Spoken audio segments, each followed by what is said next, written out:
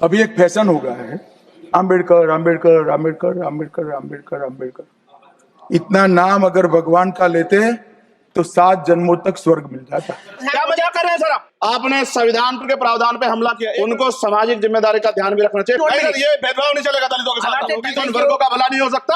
और हमें बहुत सरकारों से उम्मीद नहीं है कि क्या संविधान के हिसाब से बात रखी जा रही है। ये संविधान है कि आप वहां बैठे हैं और मैं यहाँ खड़ा होकर अपनी बात रख रहा हूँ। नहीं सर, ये भेदभाव नहीं चलेगा दलितों के साथ। क्या मजाक कर रहे हैं सर आप?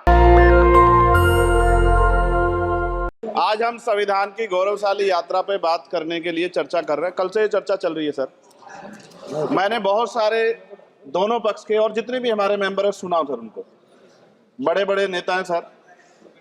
इसके भाग 1 में लिखा हुआ है India that is Bharat, Hindustan नहीं लिखा हुआ है सर। लेकिन सारे नेता संविधान पर चर्चा कर रहे हैं लेकिन हिंदुस्तान ही कहेंगे, भारत कहने की हिम्मत नहीं जुटा पा रहे हैं। ये बड़ा सवाल है सर कि क्या संविधान के हिसाब से बात रखी जा रही है।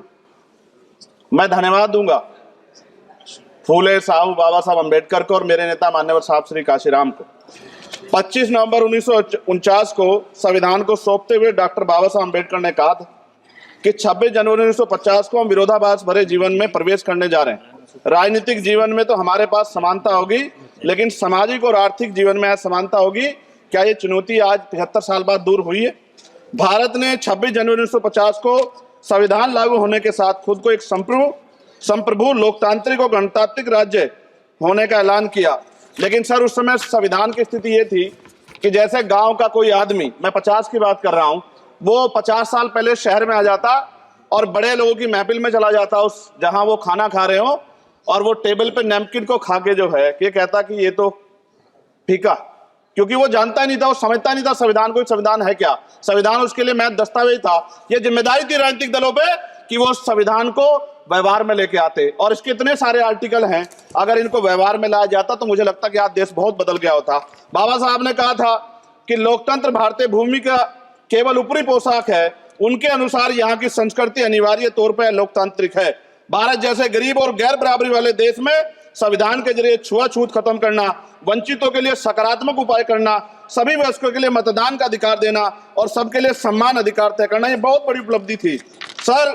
ये संविधान है कि आप वहां बैठे हैं और मैं यहाँ खड़ा होकर अपनी बात रख रहा हूं। और इस देश में आदिवासी महिला के तौर पे जो है राष्ट्रपति बनी है, और प्राइम मिनिस्टर तो नहीं बना, लेकिन शेड्यूल कास्ट के बड़े नेताओं को भी जो है राष्ट्रपति बनने का मौका मिला। इस संविधान की देन अगर वोट हम पे नहीं होता तो शायद अमीर और जो राजा महाराजा खुद को मानते हैं हमारी गलियों तक नहीं आ पाते, हमारे हाल नहीं जान पाते।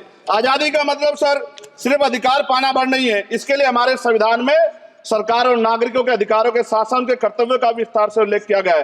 बाबा साहब ने संविधान सभा में दिए गए भाषण में कहा था कि स्वतंत्रता आनंद का विषय है, पर अब हमें अपनी जिम्मेदारियों पर भी ध्यान देना होगा। संविधान ने सुनिश्चित किया कि रानी के पेट से राजा जन्म नहीं लेगा, वोट से नेता तैयार होगा। आर्थिक बराबरी के लिए सरकार क्या कर रही है? गरीब और गरीब हो रहा है, अमीर और अमीर हो रहा है। सुबह उठते कहीं बम की धमकी मिलती, कहीं दंगे की। ये अमृत काल है सर, यह धमकी काल है। कितना बढ़ रहा है आर्टिकल 15 सर। भारत में आज भी घोड़ी चढ़ने बैठने होती है सर। क्या दलितों को यहाँ भी बोलने का सर? अगर सबको 4 मिनट दे दो, मुझे दे दो। ये भेदभाव नहीं चलेगा दलितों के साथ। Time is 4 minute, don't waste. भाई सर, आप क्या करो अगर सबको 4 मिनट दिए तो? आप मना करो, मैं बंद कर देता हूँ इसको। क्या दलितों को सबसे आखिरी में नंबर मिलेगा और बोलने का मौका मिलेगा?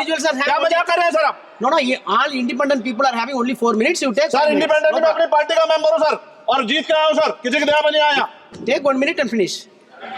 सर कल भी बोले तो एक दलीय पार्टी के लोग, आप मौका दो सर। मूछे रखने पर हत्या होती है, महिलाओं पे, छोटे मासूम बच्चों पर रेप हिंसा होती है। एनसीआरबी का डाटा देकर डर लगेगा। यही 1 किलोमीटर में संविधान को जला गया, और महाराष्ट्र के परभनी में अभी भी संविधान को नष्ट किया गया, उसकी कॉपी को। आर्टिकल 25-26 में संविधान में सभी को धार्मिक आजादी। कहाँ है दलितों की, मुसलमानों की, जैनों की, बौद्धों की, ईसाइयों की? छत्तीसगढ़ में सतनामी समाज को संविधान की अपनी धार्मिक आजादी के आधार पर जो है उनको अपमानित करके जेल में बंद कर दिया। संभल, अजमेर, अयोध्या सब इसका उदाहरण है। ये सरकार आलोचना डरती है। कितने लोग जेल में बंद है? मिरान हैदर, खालिद सैफी, उमर खालिद खान, सिफा खान, गुलफ्शा फातिमा और आजम खान साहब राजनीतिक विरोध में बंद है। सरकार यहाँ बैठी है, सरकार सामाजिक न्याय की बात करती है। बताएं कितने दलित मुख्यमंत्री बना रखे हैं आपने? 13 ज्यादा सरकार स्टेट में सरकार है। कितनी महिला मुख्यमंत्री है? आपकी सरकार ने सुप्रीम कोर्ट के आदेश के बाद रिजर्वेशन प्रमोशन में जारी नहीं किया। और ओबीसी को पॉलिटिकल रिजर्वेशन आप देंगे नहीं देंगे, आप बताने का काम करें। मैं 75 साल की गौरव यात्रा में हम एक सभ्य समाज नहीं बना पाए, इसलिए जाति आधार पर SC ST OBC के बच्चों को प्राइमरी स्कूल से लेकर उच्च संस्थानों में भेदभाव किया जाता है। सरकार निरंकुश हो गई, कोई बुलडोजर से कार्रवाई करता है। कल मंत्री जी ने कहा हमने राष्ट्रीय पिछड़ा वर्ग आयोग बनाया, 69 शिक्षक भर्ती में उसकी सिफारिशों को नहीं माना। EWS के जरिए आपने संविधान पे आरक्षण के प्रावधान पे हमला किया। 1 मिनट में खत्म कर रहा हूं सर। संविधान सर न्यायपालिका में आर्टिकल 124 ये कहता है सर, ये अधिकार जो है Sanjay sir, please conclude sir. 1 minute में प्लीज संविधान में न्यायाधीशों की नियुक्ति का अधिकार राष्ट्रपति के द्वारा होना चाहिए, अभी तक नहीं हो रही है। All India judicial service commission कब बनेगा? क्या चंद परिवार ही सर जज बन सकते हैं? और आज हम सर, मैं सरकार से सवाल पूछना चाहता हूं सर, सेवाओं में SC ST OBC वर्ग का कितना प्रतिनिधित्व है? भारत सरकार के मंत्रालयों के अधीन PSU में, बैंकों, बीमा कंपनियों में और स्वशासी संस्थानों में आउटसोर्स तथा कॉन्ट्रैक्ट पर वर्तमान कार्यरत कर्मचारियों कुल कितनी संख्या है? आउटसोर्स और कॉन्ट्रैक्ट में कार्यबल SC ST OBC कितना प्रतिशत है? निजी क्षेत्रों में कार्यरत कर्मचारी उनके SC ST OBC की वर्ग लाभ। सर खत्म कर, लास्ट पॉइंट सर मैं फिर स्पष्ट तौर पर कह रहा हूं सर, यहां बैठे SC और OBC के मेंबर से कह रहा हूं सर, उनको सामाजिक जिम्मेदारी का ध्यान भी रखना चाहिए। पार्टी के प्रति वफादारी के साथ साथ अपने वर्गों के प्रति ईमानदारी भी रखनी चाहिए। ईमानदारी नहीं होगी तो उन वर्गों का भला नहीं हो सकता, और हमें बहुत सरकारों से उम्मीद नहीं है। नेशनल दस्तक की आपसे गुजारिश है कि अगर इसको बचाना चाहते हैं तो नेशनल दस्तक को सब्सक्राइब करने के लिए रेड कलर के सब्सक्राइब बटन को दबाएं, फिर बेल आइकन की घंटी दबाएं। नेशनल दस्तक को बचाने के लिए बहुत जरूरी है कि हर खबर को शेयर करें, लाइक करें, कमेंट जरूर करें।